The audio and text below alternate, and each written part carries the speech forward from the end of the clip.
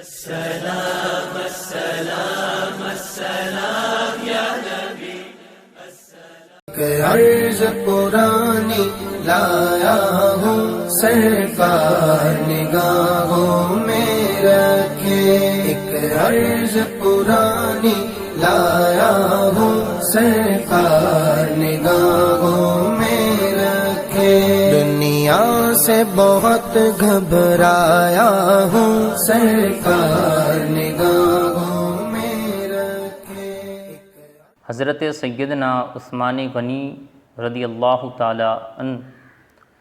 یہ اصحاب فیل کے واقعے کے 6 سال کے بعد پیدا ہوئے۔ آپ نے حضرت سیدنا ابو بکر صدیق رضی اللہ تعالی عنہ کی دعوت پر اسلام میں لبیک کہا، اور آقا رحمت صلی اللہ تعالی علیہ وسلم نے پھر آپ کو ان فضائل اور ایسی شان و مرتبت سے نوازا کہ آپ کے نکاح میں رحمت دو عالم صلی اللہ تعالی علیہ وسلم کی 2 بیٹیاں آئیں، اور نبی کریم صلی اللہ تعالی علیہ وسلم نے یہاں تک ارشاد فرمایا، جیسا کہ تاریخ الخلفاء میں ہے کہ آقا رحمت صلی اللہ تعالی علیہ وسلم نے ارشاد فرمایا، اگر میری 40 بیٹیاں ہوتی اور حضرت عثمان کے نکاح میں ان کو دیتا رہتا، اگر ایک کا انتقال ہوتا تو دوسری کو دیتا، یکے بعد دیگرے میں عثمان کے ساتھ 40 بیٹیوں کا نکاح کر دیتا۔ یہ سیدنا عثمان غنی رضی اللہ تعالی عنہ کے فضائل سے ہیں۔ اسی طریقے سے حضرت عثمان غنی رضی اللہ تعالی عنہ نے 2 مرتبہ ہجرت فرمائی، پہلی مرتبہ حبشہ کی جانب اور دوسری مرتبہ مدینہ منورہ کی جانب ہجرت فرمائی۔ آپ ذوالنورین ہیں کہ آپ کے حصے میں آقا رحمت صلی اللہ تعالی علیہ وسلم کی 2 بیٹیاں آئیں۔ یہاں پر میں آپ کے سامنے آقا رحمت صلی اللہ تعالی علیہ وسلم کے ان فرامین کا ذکر کروں گا کہ جس میں رحمت دو عالم صلی اللہ تعالی علیہ وسلم نے سیدنا عثمان غنی رضی اللہ تعالی عنہ کو دنیا ہی کے اندر جنت کی بشارت عطا فرمائی، اور آپ کے حساب و کتاب کی بیزاری کی بھی ضمانت عطا فرمائی۔ ترمذی شریف میں 3700 نمبر پر حدیث مبارکہ ہیں۔ حضرت عبد الرحمن بن خباب رضی اللہ تعالی عنہ سے یہ روایت مبارکہ ہیں۔ فرماتے ہیں، شہدت النبی صلی اللہ تعالی علیہ وسلم وہو یحث علی جیش الاسرۃ، کہتے ہیں کہ آقا رحمت صلی اللہ تعالی علیہ وسلم جیش الاسرہ یعنی جنگ تبوک کے لیے لوگوں کو ابھار رہے تھے اور ترغیب دے رہے تھے، اور چونکہ اس وقت مال و سامان کی کمی تھی، جس کی وجہ سے آقا رحمت صلی اللہ تعالی علیہ وسلم لوگوں کو مال جمع کرنے اور راہ خدا میں خرچ کرنے کی ترغیب دے رہے تھے۔ فرماتے ہیں، فقام عثمان بن عفان، حضرت عثمان رضی اللہ تعالی عنہ کھڑے ہوئے، فقال یا رسول اللہ صلی اللہ تعالی علیہ وسلم علی 100 بعیر باحلاسها واقطابها، کہا کہ یا رسول اللہ صلی اللہ تعالی علیہ وسلم میرے ذمے 100 اونٹ ہیں مع ساز و سامان کے اللہ کی راہ میں، یعنی میں اللہ کی راہ میں مع ساز و سامان کے اس کے تمام ذرائع کے ساتھ میں 100 اونٹوں کو اللہ کی راہ میں خرچ کروں گا۔ ثم حض علی جیشی، پھر آقا رحمت صلی اللہ تعالی علیہ وسلم نے اس کے بارے میں پھر سے ترغیب دینی شروع کی۔ فقام عثمان بن عفان، تو حضرت عثمان رضی اللہ تعالی عنہ کھڑے ہوئے، فقال یا رسول اللہ صلی اللہ تعالی علیہ وسلم علی 100 بعیر باحلاسها واقطابها فی سبیل اللہ، کہا یا رسول اللہ صلی اللہ تعالی علیہ وسلم میں اللہ کی راہ میں مع ساز و سامان کے 200 اونٹ کو خرچ کروں گا۔ ثم حض علی جیش، پھر آقا رحمت صلی اللہ تعالی علیہ وسلم نے پھر سے ترغیب دی۔ فقام عثمان بن عفان، حضرت عثمان رضی اللہ تعالیٰ عنہ پھر سے کھڑے ہوئے، فقال یا رسول اللہ صلی اللہ تعالی علیہ وسلم علی 300 بعیر باحلاسها واقطابها فی سبیل اللہ، کہا یا رسول اللہ صلی اللہ تعالی علیہ وسلم میرے ذمے راہ خدا میں 300 اونٹ مع ساز و سامان کے ہیں۔ فأنا رأيت رسول الله صلى الله تعالى عليه وسلم ينزل عن المنبر وهو يقول ما على عثمان ما عمل بعد هذه ما عمل عثمان ما عمل بعد هذه۔ کہتے ہیں حضرت عبد الرحمن بن خباب رضی اللہ تعالی عنہ کہ میں نے رسول اللہ صلی اللہ تعالی علیہ وسلم کو دیکھا، آپ منبر سے اتر رہے تھے اور فرما رہے تھے کہ عثمان اب کچھ بھی کرے اس کے ذمے کچھ بھی نہیں ہے، اس کے اوپر کوئی مواخذہ نہیں ہے، عثمان کچھ بھی کرے اس کے لیے کوئی مواخذہ نہیں ہے۔ گویا اس حدیث مبارکہ میں رحمت عالم صلی اللہ تعالی علیہ وسلم نے حضرت عثمان کے حساب و کتاب سے بیزاری کا اعلان فرمایا کہ عثمان دنیا میں چاہے کچھ بھی کرے لیکن اب اس کے لیے کوئی حساب و کتاب نہیں ہے، اس کے لیے کوئی پرسش اور کوئی پوچھنا نہیں ہے، بلکہ عثمان اب جنتی ہیں، جیسے ہی ان کا انتقال ہوگا رب کریم انہیں سیدھی جنت عطا فرمائے گا۔ حضرت حذیفہ بن یمان رضی اللہ تعالیٰ عنہ نے اس سے آگے بھی کچھ الفاظ کو نقل کیے ہیں۔ اعلیٰ حضرت کی کتاب جامع الاحادیث سے اس حدیث مبارکہ کو میں آپ کے سامنے پیش کروں۔ حضرت حذیفہ بن یمان رضی اللہ تعالیٰ عنہ سے روایت ہے، فرماتے ہیں بعث النبی صلی اللہ تعالیٰ علیہ وسلم الی عثمان یستعینہ فی جیش العسرہ۔ کہتے ہیں کہ جب نبی کریم صلی اللہ تعالیٰ علیہ وسلم جیش العسرہ یعنی جنگ تبوک کے موقع پر حضرت عثمان رضی اللہ تعالیٰ عنہ سے مدد کو راہ خدا میں طلب کی، یعنی حضرت عثمان سے راہ خدا میں خرچ کرنے کے لیے کہا۔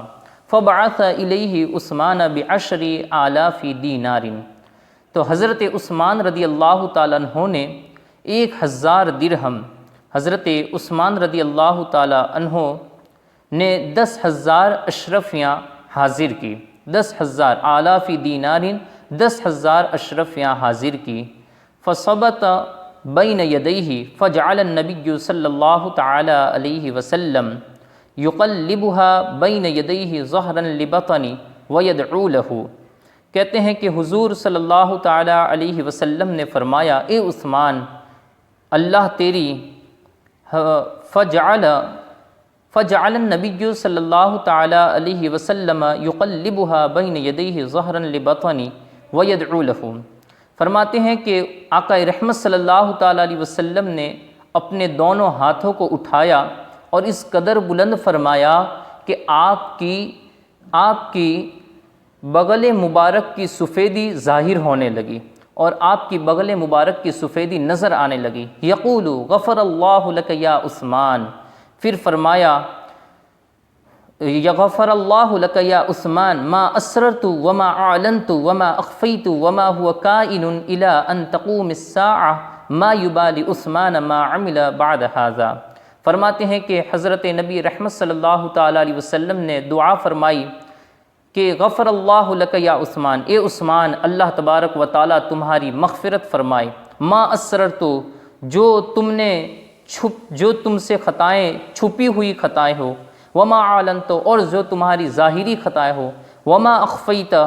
اور جو تمہاری پوشیدہ ہو، وما هو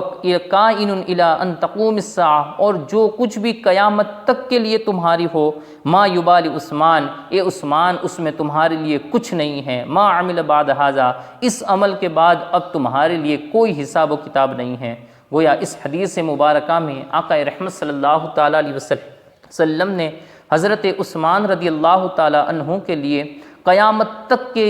ذمہ داری اٹھا لی اور ضامین بن گئے کہ اب عثمان تم قیامت تک کے لیے کچھ بھی کرو، اللہ رب العزت تم سے حساب و کتاب نہیں فرمائے گا۔ حضرت ابو ہریرہ رضی اللہ تعالیٰ عنہ سے روایت ہیں، فرماتے ہیں کہ حضرت عثمان رضی اللہ تعالیٰ عنہ نے آقا رحمت صلی اللہ تعالیٰ علیہ وسلم سے 2 مرتبہ جنت کو خرید لی، 2 مرتبہ آپ نے جنت کو خریدی۔ فرمایا وہ کون سے وقت ہیں؟ کہا یوم الرومتی و یوم جیش العسرتی، کہا کہ ان میں سے ایک بیر روما کو خرید کر اور دوسرا جیش العشرہ کے دن کہ جنگ تبوک والے دن جب آقا رحمت صلی اللہ تعالیٰ علیہ وسلم ترغیب دلا رہے تھے، اس وقت بھی سیدنا عثمان غنی رضی اللہ تعالیٰ عنہ نے جنت کو خرید لیا۔ حضرت بشیر بن اسلمی رضی اللہ تعالیٰ عنہ سے روایت ہے، جب مسلمان مکۃ المکرمہ سے ہجرت کر کے مدینہ طیبہ پہنچے تو وہاں پر پانی کی بڑی تنگی تھی اور ایک ہی بندہ تھا جس کے پاس کنواں تھا اور وہ بھی پانی کو بیچ رہا تھا، اور مسلمانوں کے لیے یہ بڑا ہی تکلیف کا وقت تھا کہ ایک تو وہ اپنے وطن کو، اپنے اہل و عیال کو، اپنے گھر بار کو، اپنے ساز و سامان کو، مال و دولت کو چھوڑ کر آئے تھے، اور ساتھ ہی ساتھ یہاں پر بغیر کسی مال و دولت کے انہیں پانی بھی اگر پینا ہوتا تو وہ بھی پیسوں سے مل رہا تھا۔ آقا رحمت صلی اللہ تعالیٰ علیہ وسلم کو جب اس بارے میں پتہ چلا، معلوم ہوا، تو فقال لہ رسول اللہ صلی اللہ تعالیٰ علیہ وسلم، تو نبی کریم صلی اللہ تعالیٰ علیہ وسلم اس کے پاس پہنچے اور ارشاد فرمایا، بعینها بعین فی الجنہ، کہا کہ کیا تو اس چشمے کو جنت کے چشمے کے بدلے میں مجھے بیچ دے گا، کہ میں تجھے جنت کا چشمہ عطا کروں گا اور تو مجھے یہ دنیا کا چشمہ عطا کر دے۔ اب یہ نبی رحمت صلی اللہ تعالیٰ علیہ وسلم کا اختیار دیکھیے کہ آقا رحمت صلی اللہ تعالیٰ علیہ وسلم وہ دیا کرتے ہیں جو دنیا میں کوئی بھی نہیں دے سکتا، کیونکہ ایک مرتبہ آقا رحمت صلی اللہ تعالیٰ علیہ وسلم نے کسی سے ارشاد فرمایا، کہا کہ مانگو مجھ سے، کیا مانگنا چاہتے ہو؟ تو ان لوگوں نے کبھی کسی نے اونٹ مانگا، کسی نے دنیا کی کوئی اور چیز مانگی۔ نبی کریم صلی اللہ تعالیٰ علیہ وسلم نے ارشاد فرمایا، اے لوگو، میں تو تم سے آخرت کو طلب کرنے کے لیے کہہ رہا ہوں اور تمہیں ایسی دائمی اور ابدی چیزوں کو طلب کرنے کے لیے کہہ رہا ہوں، اور تم مجھ سے فانی چیزوں کو طلب کرتے ہو۔ اونٹ میں تمہیں عطا کر دوں گا، دنیا کی فانی چیزیں عطا ہو جائے گی، لیکن ایک دن ان کو فنا ہو جائے گی۔ میں تو تم سے یہ کہہ رہا ہوں کہ تم مجھ سے جنت کو طلب کر لو، میں تو تمہیں جنت دینے کے لیے آیا ہوں۔ تم مجھ سے اللہ کی رضا طلب کر لو، میں تمہیں اللہ کا دیدار کرانے کے لیے آیا ہوں۔ تو گویا یہ مالک کونین ہیں، پاس کچھ رکھتے نہیں، دو جہاں کی نعمتیں ہیں ان کے خالی ہاتھ میں۔ نبی کریم صلی اللہ تعالی علیہ وسلم کو رب کائنات نے وہ اختیار عطا فرمایا ہے کہ آپ جسے چاہے جنت بھی عطا فرما سکتے ہیں اور جسے چاہے جنت کے محلات بھی عطا فرما سکتے ہیں۔ فقال یا رسول اللہ صلی اللہ تعالی علیہ وسلم، اس بندے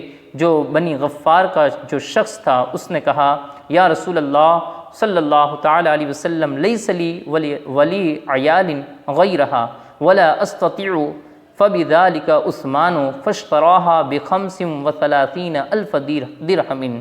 کہتے ہیں کہ اس بندے نے یہ ظاہر کیا، اپنی معذرت ظاہر کی، کہا کہ حضور یہی وہ ایک چیز ہے جس سے میں اپنے گھر بار کو چلاتا ہوں، ولا استطیع، اور میرے پاس اس کے علاوہ کوئی استطاعت نہیں ہے۔ حضرت عثمان غنی رضی اللہ تعالیٰ عنہ کو جب یہ بات پہنچی، فاشتراہا، تو حضرت عثمان غنی رضی اللہ تعالیٰ عنہ سیدھے وہ بنی غفار کے اس شخص کے پاس پہنچے اور 35,000 درہم کے اندر اس کنویں کو خرید لیا۔ ثم اتى النبی صلی اللہ تعالی علیہ وسلم فقال یا رسول اللہ صلی اللہ تعالی علیہ وسلم، اتجعل لی مثل الذی جعلت له عینا فی الجنۃ ان اشتریتها۔ کہا کہ پھر آقا رحمت صلی اللہ تعالی علیہ وسلم کی بارگاہ میں آ کر عرض کرنے لگے، کہا یا رسول اللہ صلی اللہ تعالی علیہ وسلم، کیا وہی حکم جو آپ نے بنی غفار کے اس کنویں والے کو دیا تھا، کیا وہ حکم میرے لیے بھی ہے کہ اگر میں اس کو خرید کر آپ کی بارگاہ میں پیش کر دوں تو یا رسول اللہ آپ مجھے بھی جنت عطا فرمائیں گے اور جنت کا چشمہ عطا فرمائیں گے؟ قال نعم، مختار کائنات صلی اللہ تعالی علیہ وسلم نے ارشاد فرمایا، ہاں عثمان، میں تمہیں بھی جنت کا چشمہ عطا فرماؤں گا۔ رب نے مجھے وہ اختیار عطا فرمایا ہے کہ میں جسے چاہوں اسے جنت کا چشمہ عطا فرماؤں۔ قال قد اشتریتها وجعلتها للمسلمین، حضرت عثمان نے کہا کہ یا رسول اللہ صلی اللہ تعالی علیہ وسلم، میں نے اسے خرید بھی لیا اور مسلمانوں کے لیے وقف بھی کر دیا۔ تو یہ بیر روما تھا جو سیدنا عثمان غنی رضی اللہ تعالی عنہ نے خریدا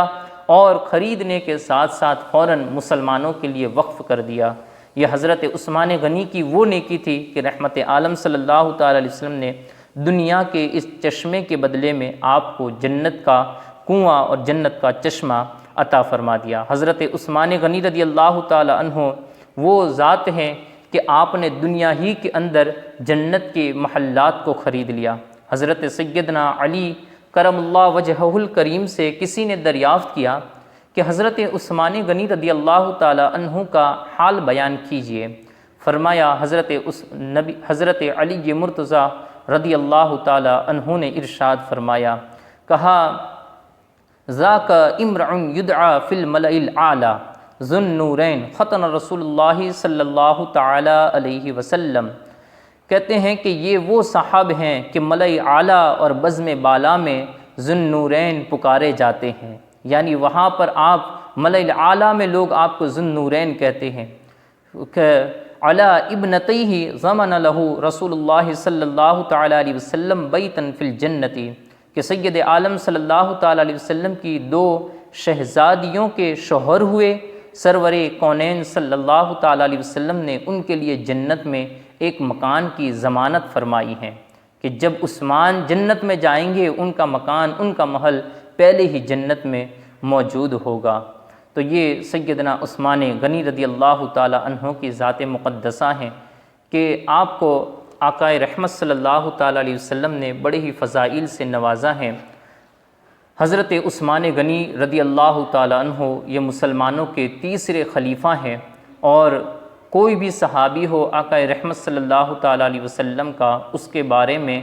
اپنی زبان کو ادب کے دائرے میں رکھنا چاہیے۔ کوئی بھی صحابی نبی رحمت صلی اللہ تعالی علیہ وسلم کا ہو، اس کے بارے میں لعن و طعن اور تبرہ ہرگیز نہیں کرنا چاہیے۔ یہی ہمارے اہل سنت والجماعت کے معمولات میں سے ہے۔ اللہ رب العزت کی بارگاہ میں دعا ہے، اللہ رب العزت ہمیں نیک کام